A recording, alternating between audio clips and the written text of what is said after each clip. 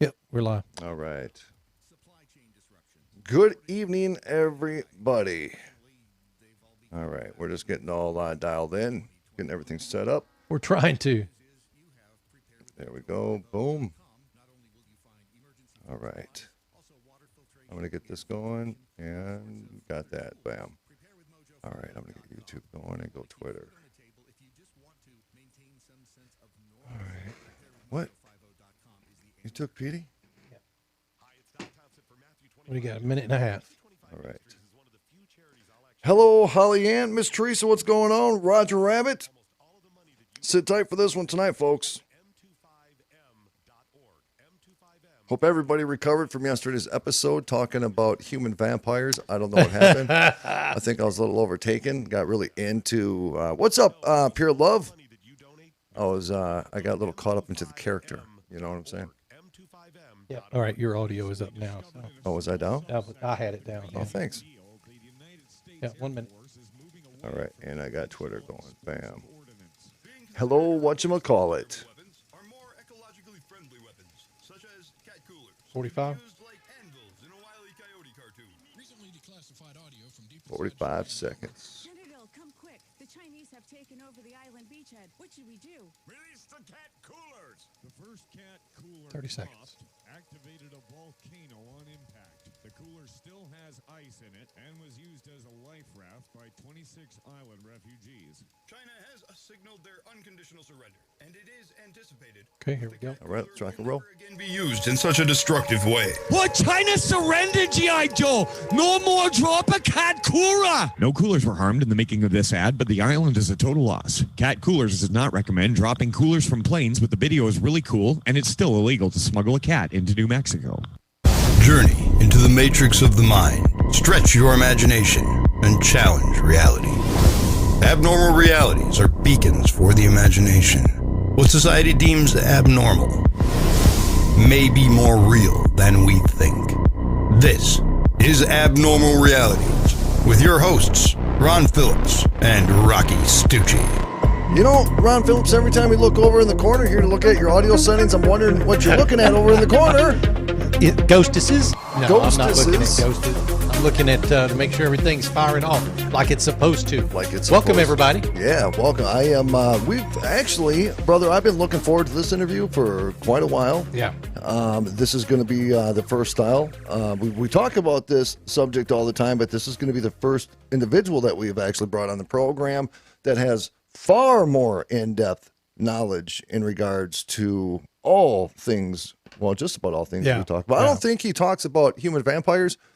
Got a little into character yesterday. I felt really good about it. I was a little winded afterwards. You know, I had to kind of just sit down and regroup, and I played some audio for Lisa last night, and she told me I had issues. So, hey, folks, the website is abnormalrealities.com. Make sure you get on over there. That is where you can find all the information in regards to the show. You can catch us, Mojo 50 Radio, Odyssey Radio, OpsLens.com, OpsLens TV, everywhere. We are Amazon Many different Fire places. Stick. Yep. We're on Apple. We're on Google and everywhere. So grateful for each and every one of you. Ron Phillips, how you doing? You good? I'm doing good. Yep. You see me in producer mode right now. I do, and I don't like It's Ron in producer mode. So our guest was going to be live on video tonight on camera, but we can't seem to get that to work. So we do have our guest with us. He is on the phones, and we're going to have a great show because we got a lot of stuff to talk about. But you want to go through his bio, or you want me to? Go ahead. I am pulling my information up right now. Okay. So what I've got right now for our guest, let me get over here. So our guest is Bret Oldham. He is a well-known alien abductee. Bret is the author of the acclaimed Amazon bestseller Children of the Greys, in which he details his lifelong alien abduction experiences. The follow-up book, The Baby Takers and Afterlife Encounters.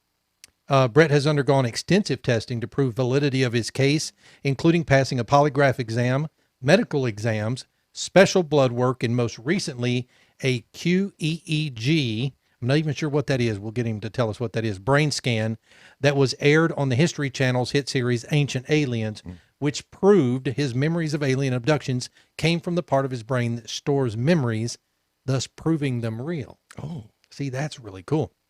In addition, a witness with whom he once endured a shared abduction has publicly verified the account, all of which makes Bret Oldham's alien abduction case one of the most documented in history. He has made numerous worldwide television appearances in the U.S., Canada, France, UK, and other countries. He has been featured on numerous internet TV and radio shows and has been interviewed by various online magazines and newspapers. And we are honored to have him. He is a public speaker. He has been featured guest speaker at various conferences and events across the United States. Ladies and gentlemen, Rocky, you got anything else? No, I think that about covers it. Yeah, he's got an extensive background. Ladies and gentlemen, welcome Mr. Bret Oldham. Bret, how are you? I'm doing great. I appreciate you guys having me on tonight. Oh, it's our pleasure. It's our pleasure. You know, just the bio alone. I mean, we could probably talk for about 6 hours. Just in the bio alone. Yeah, without a doubt. I mean, look, when you talk in a bio about alien abduction, number one, but not only that, all of the proof that you've had to go through, or the proving, steps that you've had to go through, plus you've endured an abduction with another party. I mean, all of these things together just make this extraordinarily real to people who may or may not understand or believe it, right? Well, the subject, it still carries this taboo with it after all these years. And even within ufology, it carries a taboo. It's like we're sort of the ugly stepchild of ufology, even though the people that's had these experiences have more information about the subject than anybody. We're the ones that's had the interaction, and some of us can remember what the crafts look like, and there's what we can describe the aliens, we can describe their thought processes, all these type of things. And so much of ufology just spends time chasing lights in the sky. It's what we've done for 75 years and still spinning in circles. So I knew, it took me 20 plus years to get enough nerve to even go public. And then when I decided I just wanted to do it, number one, to spread awareness, because it's really should be the forefront of ufology and not in the back seat like it is. And I just wanted to also help people like me who do have memories and who are having to live through it, and which is not easy, because you have to live a double life. I mean, you can't tell even me, like now with all the exposure that I've had, I still, there's people in my work, most of the people in my work have no idea of my background, because it's just that taboo still, wow. And I'm trying to change that, so I knew if I did that, I had to, I wrote a book because I have a lot to offer. I remembered a lot because I actually ended up in therapy. And from that, because I didn't know what was happening to me, everything was repressed for a long time. And I'd been an athlete when I was younger. I was in professional musicians and still am. And so, I'd been in front of people a lot, and all of a sudden I was getting this severe anxiety attacks and all these PTSD symptoms. And I ended up in therapy. I mean, I got agoraphobic, and it took two therapists, but we finally got to the bottom of it. And even when it started breaking through, like where this was all stemming from, I didn't want to accept it. And I didn't tell the therapist that I was having these breakthrough memories and reliving this stuff. And I even myself, I denied it. I was like, there's just no way, and then but once the floodgates opened, it really opened. And then a lot of stuff from my childhood started making sense. So Bret, so I wanted to. Bret, I'm sorry to interrupt. Can you kind of go into a little bit more detail about, when these visions, if you will, started happening for you, when you started kind of remembering things? Was it hypnotism? Was it regression? What was it that started it for you? Well, it was actually just therapy. Because I was in therapy for high anxiety. I was having severe panic attacks. And the second therapist, he was real progressive, and he was starting to teach me these mental techniques, and which I still use to this day. And I got heavily into meditation. And the meditation seemed to be working better than anything, sort of tapping into your subconscious level. And it was just sort of releasing the stuff that they had repressed, because your subconscious mind will protect you from things. But when it builds up to the level I've been taken for decades, off and on. And my first two incidents, I actually remembered. It started when I was 5 years old. Oh. And it was one of the most traumatic ones. And so it made this indelible mark on my psyche that, I would have these nightmares and stuff, but I didn't know where they were stemming from, and they were lasting for years. But that was basically how it all started. And then it just started sort of surfacing in these they're like dreams, but not dreams. They're just, but it started with that. And then then certain things would trigger it in real, just everyday life, like I would see something, hear something, and then it just all started really coming out.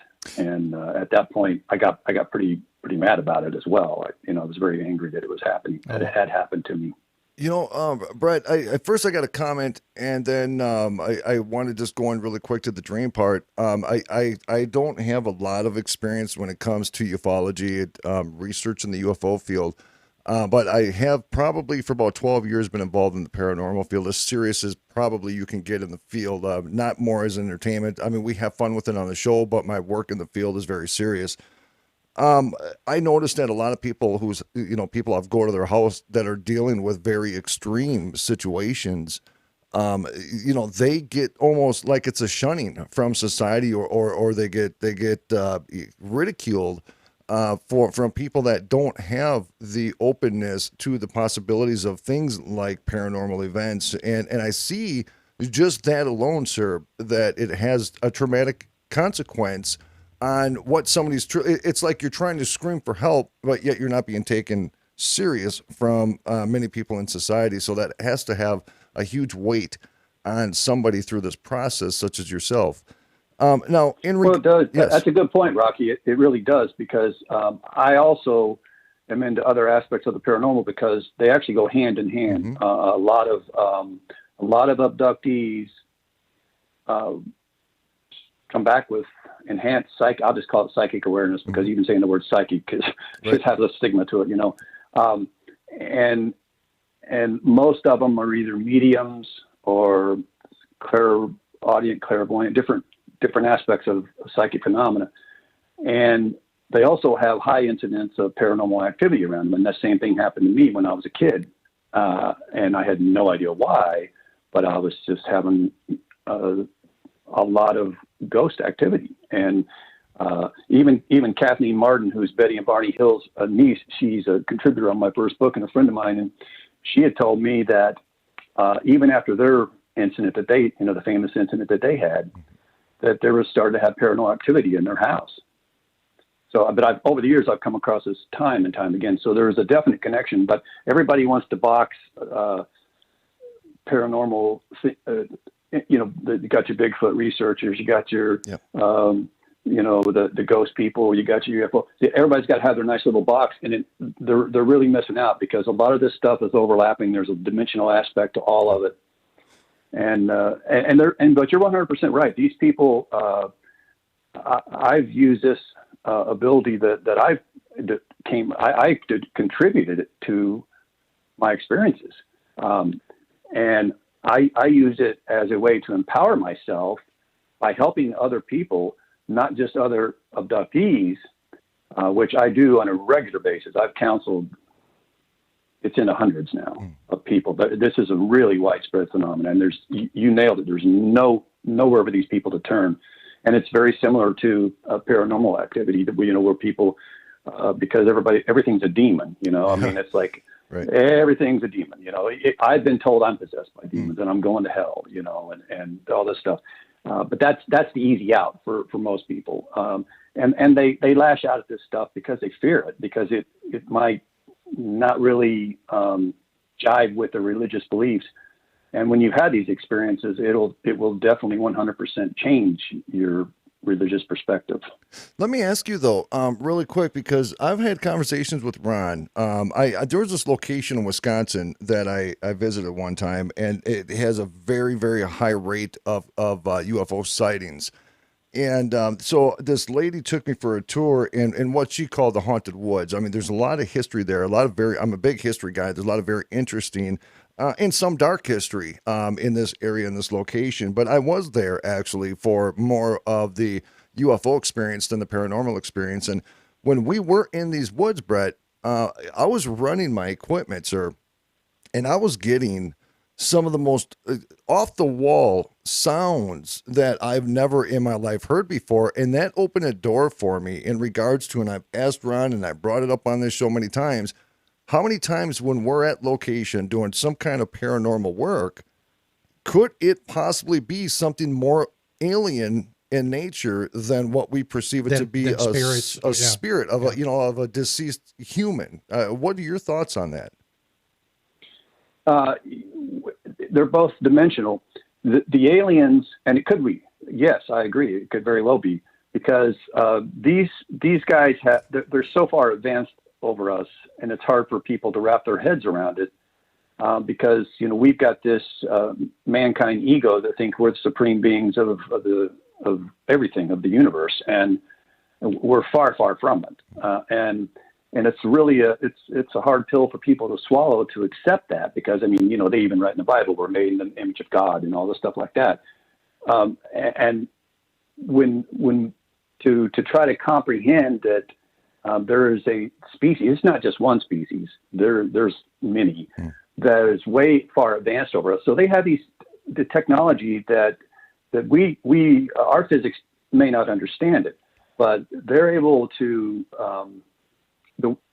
It took me a long time even, but they use dimensional portals to take people.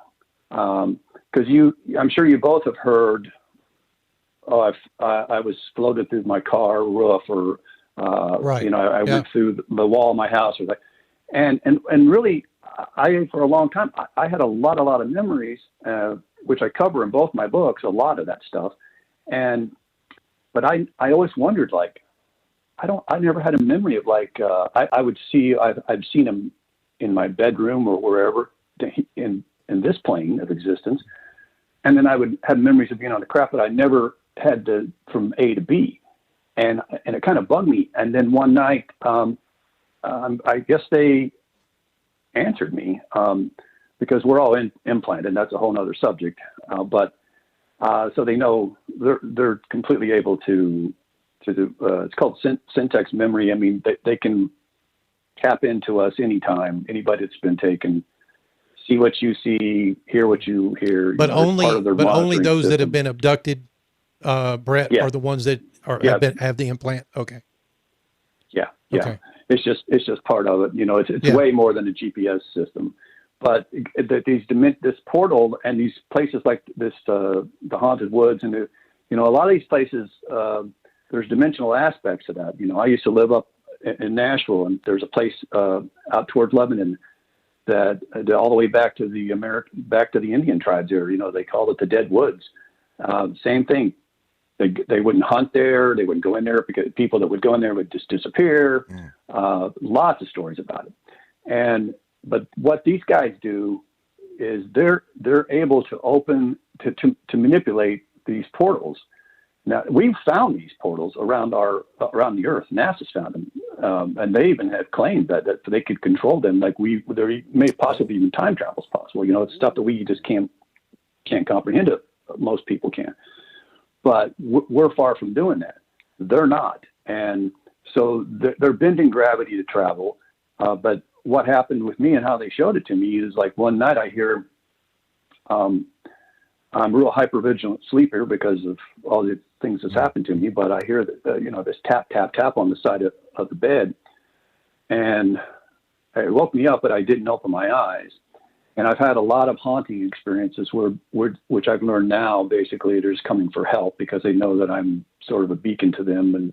And a lot of, in my experience, ghost activity is people needing help. Yep. Yeah. And they're just doing stuff to get our attention so we can help them. And that's a lot of what I try to do. But and I thought this was it. It was another one coming to get my attention.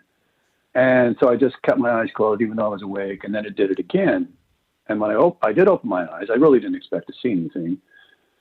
But when I did, there was 3 grays along the bed. Well, that's not the way they normally operate. You know, they want to take people without you really knowing it. And by this time, Bret, see, by this time, you know, getting the taps on your bed and you opening your eyes and seeing 3 grays there, by this time, nothing like that startles you anymore, correct? Well, I was surprised. Okay. But you're right. I mean, I am really used to this stuff now. It takes a lot to get me rattled. I know it sounds crazy, but when you have as many experiences as I have with this, you know, you kind of learn what to expect, and you learn to cooperate and just hope that they bring you back, you know. And I used to not be like that. Not at the beginning, not at all. You would fight it? It never picked. At the beginning? Oh yeah. But it's useless. I mean, their mind control capabilities are off the charts, and it's just useless. But what I did see when I opened my eyes, beside the 3 grays, which was surprising because I knew this is not how they normally do. I was facing the bedroom wall, and the wall was no longer there, and it was this oval shape that took up the whole side of the master bedroom, and it had this white misty stuff around it that was in 16, 18 inches, sort of just like floating around the edges of it. And it was sort of like looking through a water mirage, and I could see inside a craft. Like my bedroom wall was no longer there, and I could see another gray in the craft. And then I realized, like, this, what's happening, you know? So the thing that popped in my head immediately was I thought they were going to take my wife too. And when this happens to you, one of the worst things that you don't want your family, any loved ones, or, you know, I wouldn't wish this on anybody, anybody. Right. And so the thing that happened in me that particular time was, like, while they woke me up because they want to monitor my emotional reaction, which a lot of stuff that they do goes around that because of their hybrid program. And so they want to see what kind of emotional reaction I'm going to have to them also taking her. But that didn't turn out to be the case. But I was trying to say the word, actually scream the word no, thinking I'm saying, no, please don't take her, you know, just take me. Right. And I couldn't get it out. And it was really frustrating. And I'm still consciously trying to say this simple 1-syllable word. And then the time that I'm trying to say that, I'm instantaneous in the craft. Instantaneous. And then they release me from that, and the word comes out, no. As I'm screaming it out. And that's really all I remember that experience. But then after it happened, I remembered the experience. I mean, I don't remember all those things that happened to me, and it's probably a good thing. I have several nasty scars on my body that even I've had a half a dozen doctors look at, and they cannot explain them. And so I realized, like, they showed me how they're doing it. You know, like, they knew, like, that it was bothering me, and for some unknown reason, and unless they were also monitoring my emotional reaction to that. Right. But that's how they do it. I mean, they're opening these portals, and boom, like that, you're gone. And now it sounds so like a science fiction movie. I know there's probably people out there who listen, like, oh no way, but you know, this is why I did all the stuff that I've done in order to prove the reality of what's happened to me. Because, you know, a lot of famous cases out there, they're one-time deal. A whole bunch of them, even the stuff you see on TV. Right. They've taken one time. You know, Calvin Parker, Tom Reed, Travis Walton, you know, almost everybody, you know, Betty Barnhill, all the well-known cases. And I differ from that, and because I've got multiple memories of things, but I'm not the only one like that. I've talked to people that's also have multiple memories. In my second book, in Baby Takers, I found some other individuals that had cases that were congruent with mine. It was just, it's actually jaw-dropping because it's stuff that you normally don't hear about in alien abduction. And that's why I wanted to feature their stories. Only one of them gave their real name. But their stories are incredible, and they have these congruencies to mine that it just defies the odds. Say, Brett, we've got about a minute and a half before we have to go out to break.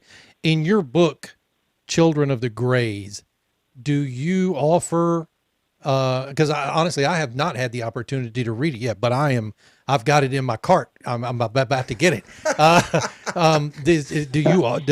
Do you offer explanations and descriptions of the Greys and everything like that in the book? Oh yeah, it's very detailed. Fantastic. Let's talk about that when we get back. Actually, okay, yeah. Sure. I am sitting here. I'm not a man short of words. But I am. I am tonight, Yeah. and it's partly because my mind is racing so fast to try to figure out.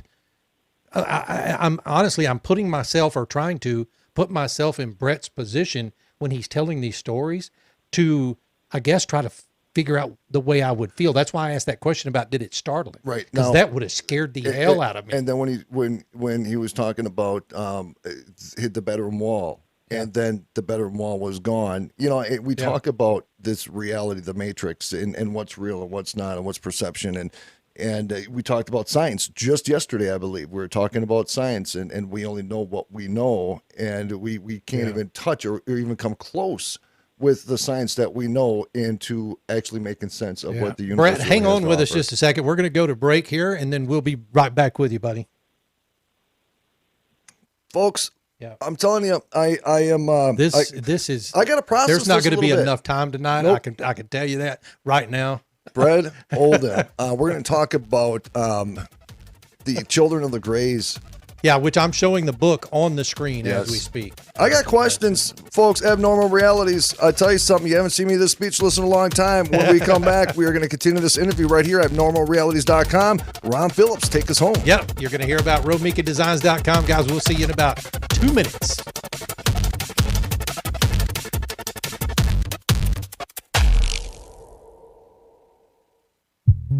At Romika Designs, we're more than just a laser engraving and specialty design company. Much more. I'm Ron Phillips, co-owner of Romika Designs, and if you can dream it, we can probably make it. We can custom laser cut and engrave on nearly all material. Great for one-of-a-kind gifts, home decor, business and specialty items, or personalized and logo designs created just for you or your company. Allow us to become your go-to gift and specialty project partner. Romika Designs can help make your ideas a reality. We're ready to help you design and create that special gift for any occasion, or engrave your personal or business logo on just about any product. View our designs at romikadesigns.com, or simply email us with your ideas. We specialize in custom design, and we'd be honored to have the opportunity to discuss it with you. Call us at 817-400-4040, email info@romikadesigns.com, or visit us on the web at romikadesigns.com. Abnormal Realities. Look, we got to get to the vampire stuff because this is funny as shit. Oh, I lost All it. right. Where's it at? We spoke to 3 real-life vampires about blood, lust, and hunger. So I'm going to play the part of the interviewer. Rocky's about to play the part of the vampires. Okay, wait a minute. I got to find it. Hey, Pixie, what's your vampire lifestyle like? Is there a fetish or sexual element to feeding? Oh, big boy! Doing. Absolutely, Ron.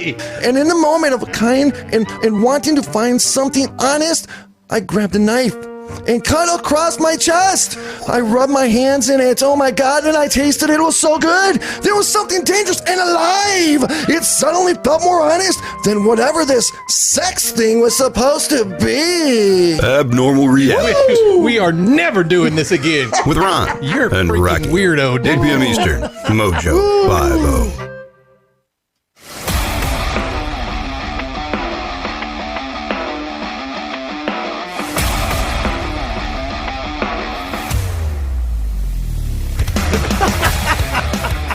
Welcome back to Abnormal Realities. My name is Rob Phillips. That's Rocky Stucci It with got a little out of his control. head in his It hand. got a little out of control on the show. I'm just saying. Oh, last night's show was fantastic. It did get a little out of control. Rocky was the best vampire I've ever heard. All I'm saying is this, and this is totally serious.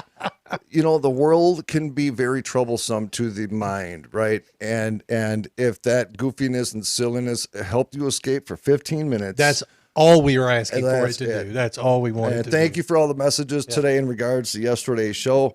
We had a good time, and thank you for somebody just had surgery and they had stitches, and the stitches They almost said, busted open. yeah, that wasn't a good plan for the stitches. So, All right, bring him back in. all right, hey folks, on the program, Bret Oldham. I'm a guy, and I usually have so much to say and so many questions to ask. I am, and I've had conversations like this in the past with people, and I was in the same state because we talk about this, Ron, all the time. We all do. the time. Yeah, we and we do. talk about the science, and we talk about theology, and we talk about what's real, fiction, fact, and then you actually talk to a gentleman who is just laying it out on the table to validate so many things that we think of or we believe or we have questions Well, about. no, I have a million questions. A million questions. And I'm sure everybody does, don't they, Right. Brett, when they talk to you? Oh yeah, there's so much. It's really complex, and it affects different people different ways. And some of people are just curious, but yeah, there's a myriad of questions. Well, no doubt. and the fact of the matter is if it's hard for me to fathom that there wouldn't be life outside of Earth, and so you got to get people past that even just to get them to even hear what you're saying, right? But even the science will tell you that. In the Goldilocks zone, just in our galaxy alone, they're estimating like 100 million planets, I think is what it was, so that could contain life. Yeah, But everybody thinks, oh well, even if they're out there, they don't have the technology because it goes back to us being the superior species. But I do want to. I know these. I just want to say something real quick. Sure. The people that are listening, when they hear some of these stories and stuff, they probably just like, wow, this is just too out there. And this is why I just kind of want to briefly list the stuff that I've done to prove that what I'm saying. You go right ahead, sir. List away. Is truth. Yeah. So I obviously took like you mentioned earlier, I took a polygraph test, and I didn't just take, with the local guy down the street here, I actually was filmed. I was filming a pilot for Prometheus Productions, who does Ancient Aliens. And they hired a guy named Joseph Paolia. He's a former Secret Service presidential detail. So he's got cred. He did the polygraph. And it was filmed. There was a camera crew, probably a good dozen people there at the time, who witnessed it. And then I did not one QEEG brain scan, but I did two, and both times they were filmed. And one actually aired on Ancient Aliens, as you mentioned. How that works is they wire you up with all these electrodes all over your brain, on top of your head. And I was interviewed. Nick Pope did the interview, and there are certain neurons that'll fire certain sections of your brain depending on what you're using your brain for. If you're not telling the truth, then the part of your brain that triggers neurons in your creative part will start firing because you're making this stuff up. Right. But there's parts of your brain that actually stores memories. So when I was talking about even like the story I just told you, similar type stories, like of incidents that happened to me, it was firing from sections of my brain that had to do with memories. And not only that, there was emotions associated with those. So it's basically a level past the polygraph. You can't fool it. You can't fool it. Yeah. Because this is your brain. So and I actually think that they had set me up the second time because we can maybe get into too, but there's a lot of people that wants me quiet. I haven't did an interview. I did my first interview a couple of weeks ago. I quit talking for 2 years. And this is only my second interview. Why is that? Why is that, Brett? If you don't mind me asking. Because I got to the point where I gave too much proof, because I had the other witness who verified. And this was an incident with a girl that was my old girlfriend, right? Who had a fetus taken. I was taken with her. They forced me to watch it. But I provided all kinds of, I did medical tests, and I've got photographs of scars and stuff. I've actually did special blood work to try to find out, because the doctor's like, well, maybe, there's something that causes this scar with this disease. I said, go ahead, take more blood. Yeah. So I've did more than any case I've heard of ever. And by doing that, and also getting the exposure that I've gotten, I sort of became a threat. And so, but I've been just going public. Have you, I'm sorry,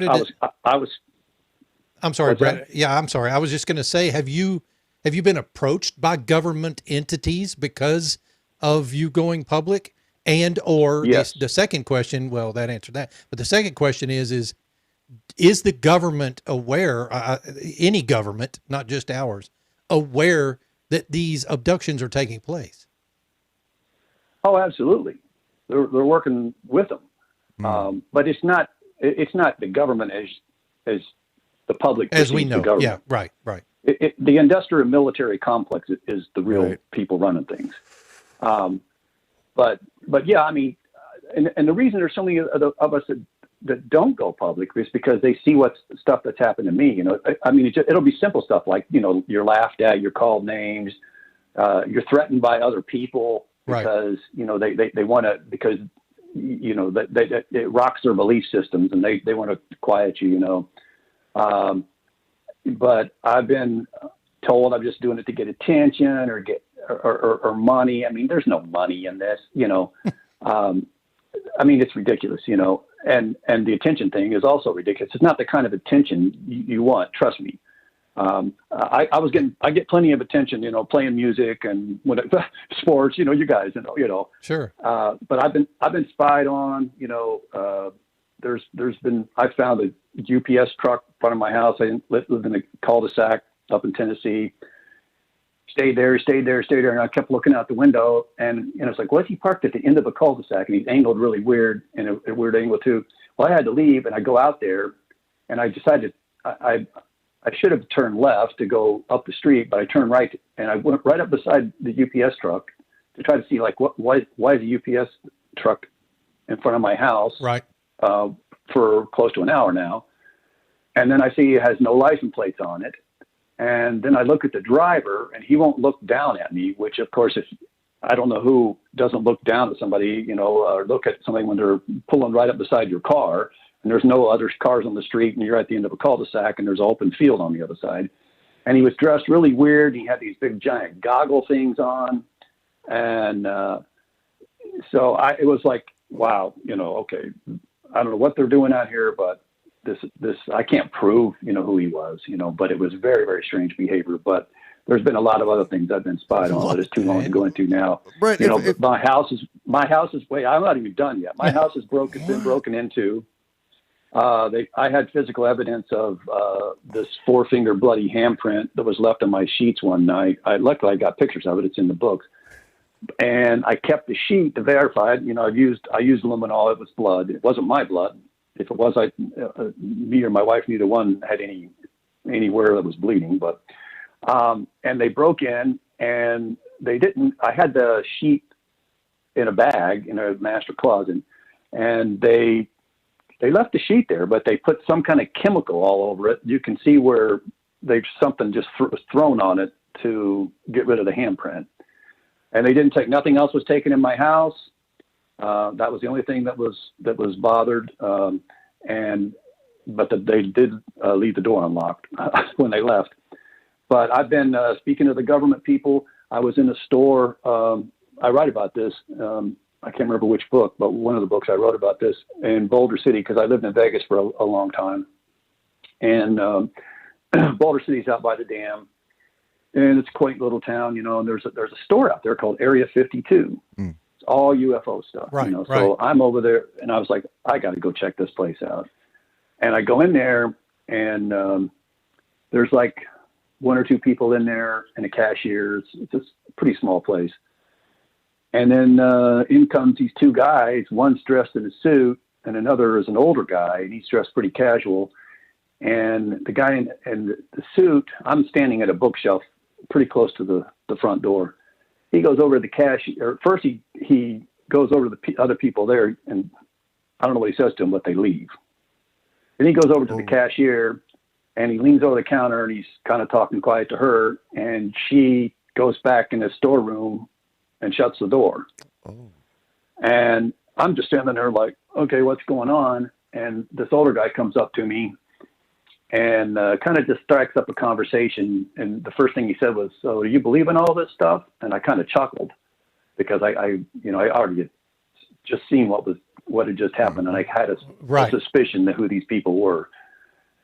And I said, I was kind of chuckling. I said yes, and then anyway, it's really long, but in a nutshell, he started telling me a bunch of stuff about the programs, and told me that they knew who I was. Those particular guys didn't threaten me. The one guy stood guard, stood at attention, the guy in the suit, and I was going to say, it sounded like a casual conversation. The guy I was talking to, yes. Yeah. And I asked him why he was the one talking to me. And he had told me that he was retired and that he was more approachable. And that they thought that I would feel more comfortable, like if he approached me and broke the ice and all that stuff like that. So did they want something from you specifically? They actually told me keep up the good work. Oh. Well, that's kind of encouraging. And that was encouraging. I started to say, well, now maybe keep up the good work implies, keep up the work. The good work implies to me that they're trying to figure out a way of disclosure. Is that what they're trying to do?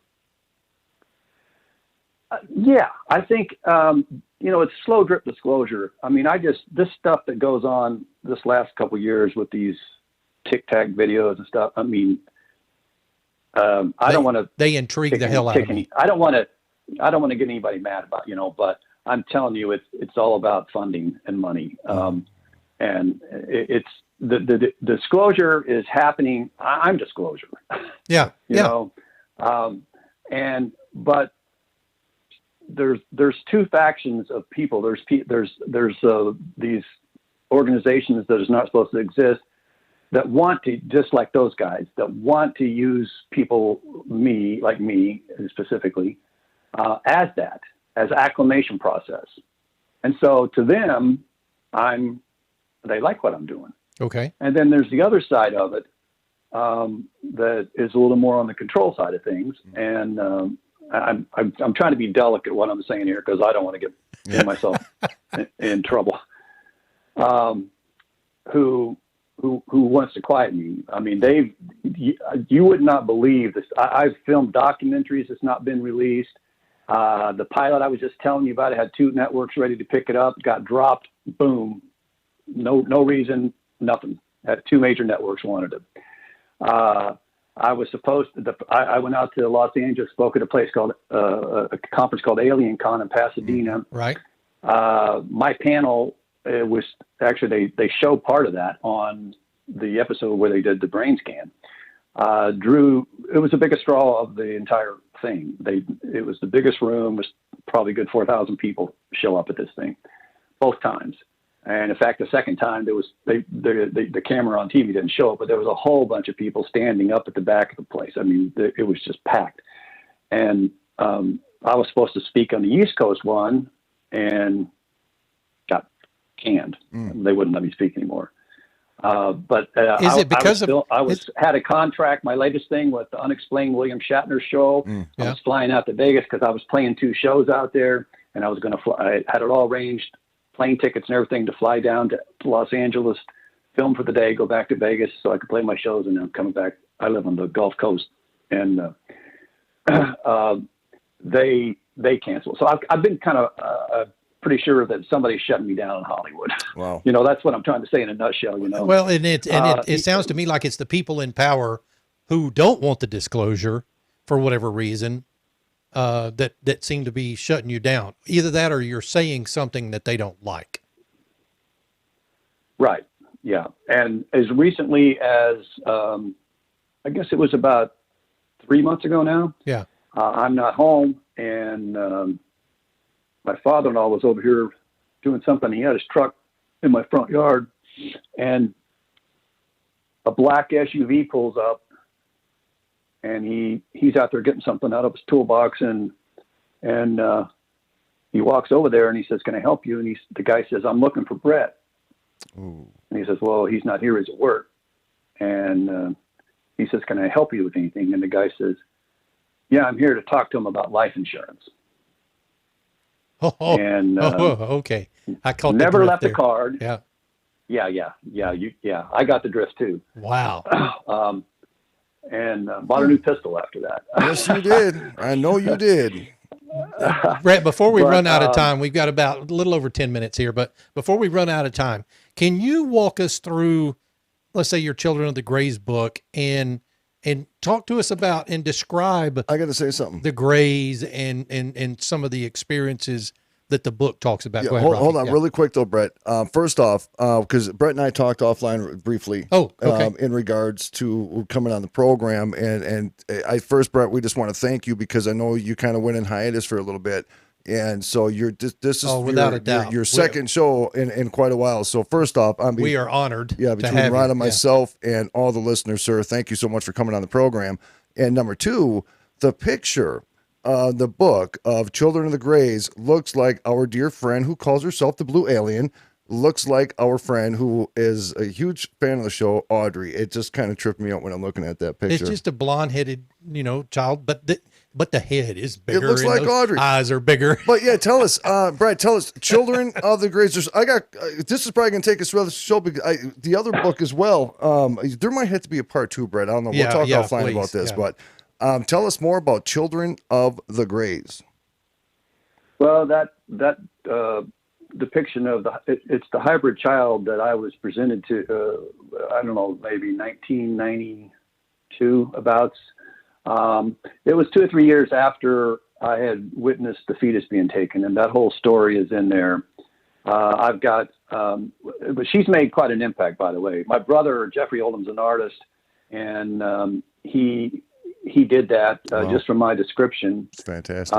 And just did a fantastic job. And that picture has, there's people from all over the world have contacted me and said, I just can't, I keep staring at her, Yeah. or I've seen a hybrid very similar to her. I can't help but stare at her. She's on the screen that we're looking at because we have your picture and the book's picture up there, and I'll look at the camera and then I'm looking down at the screen because I can't take my eyes off of her. It's kind of crazy. Yeah, she made that kind of impact on me too in real life. And I write about that whole thing in there. And that they do that to a lot of, mostly it's women, but I've come across a couple men that have been taken and presented with a hybrid child like that, and they want you to interact, and they're kind of monitoring your reaction to them, their reaction to you, because they're creating this race of hybrids. This is with the Greys. And they're getting these hybrids that have human characteristics. They're not interested in our intellect whatsoever. They're interested in our bodies. Yeah. They have atrophied bodies, and they're interested in our bodies.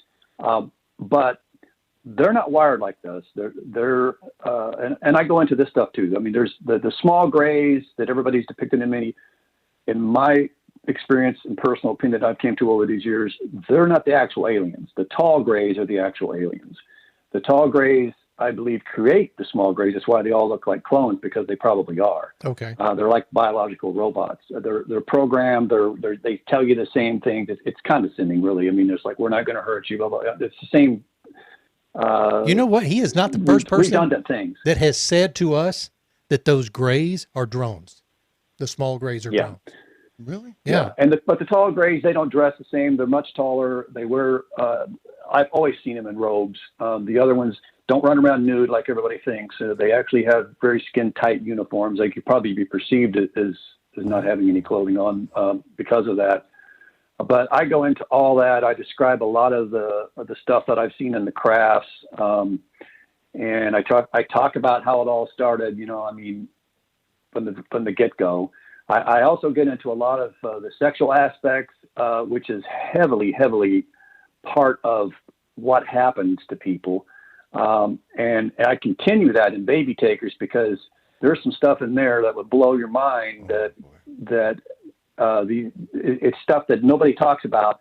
And then I don't know if we even have time, but I'll give you briefly. Like one of the times I was taken and I was stripped down and I was taken to this rather large room, and and these guys use ramps. They don't like stairs. So anytime they can use a ramp, they use a ramp. And so we're going up this ramp and I'm looking down, and this room, there's all these like blue kind of cot things with this really strange material.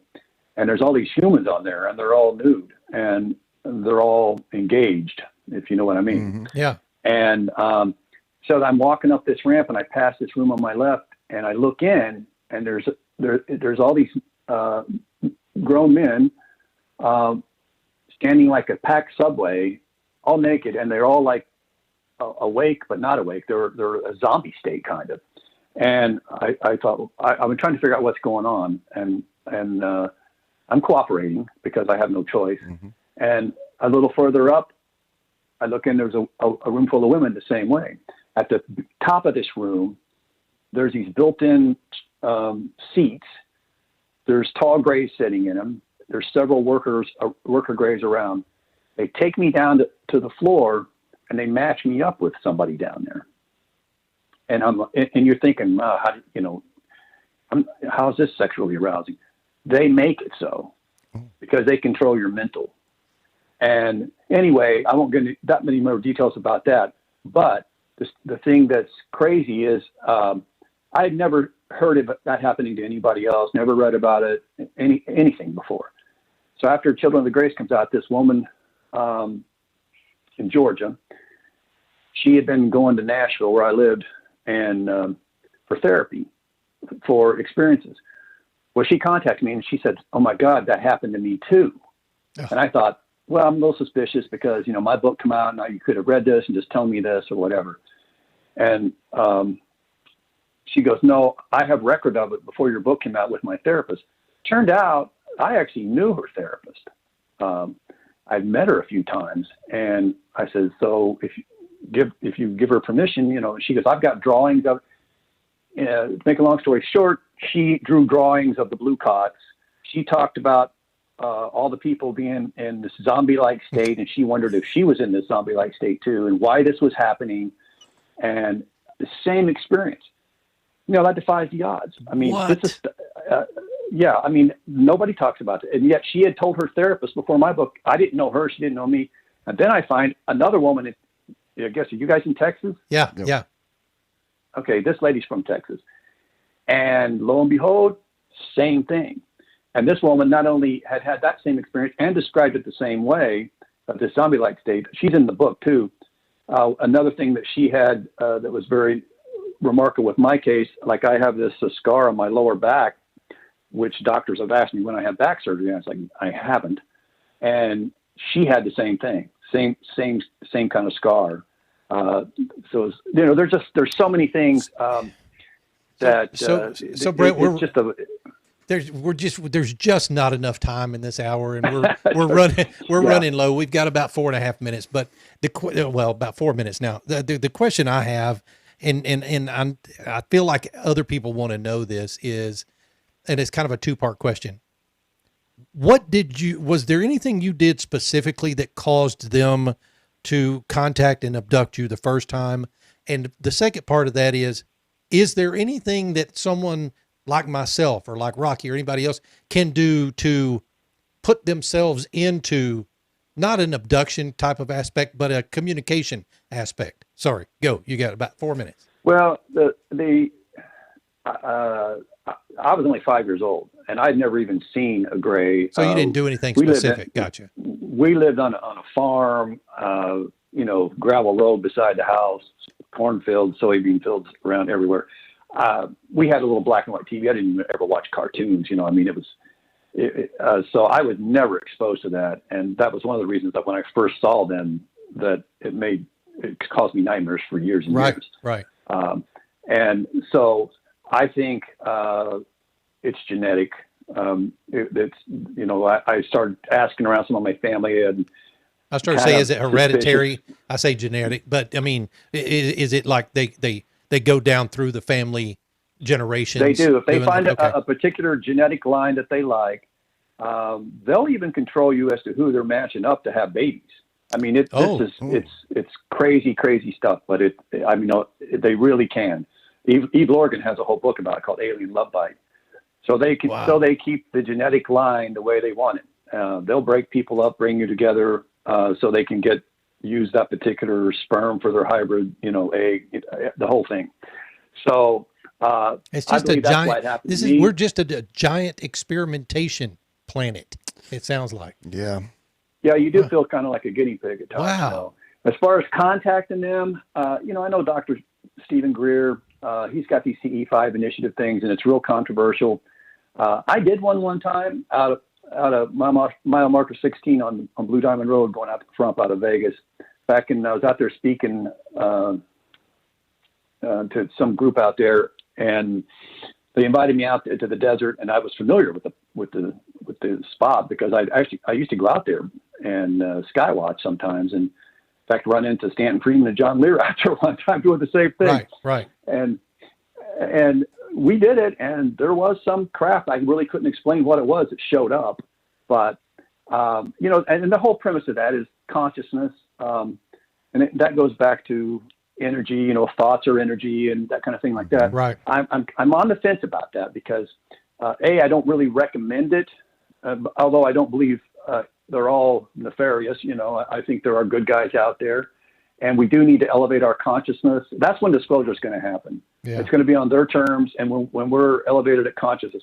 Right now, it seems like, man, we're a long way from that. We're kind of a train wreck. And Brett, listen, but before we have to cut you off, tell everybody where they can find your books, where they can find more about you, your YouTube channel. You got about 30 seconds, sir.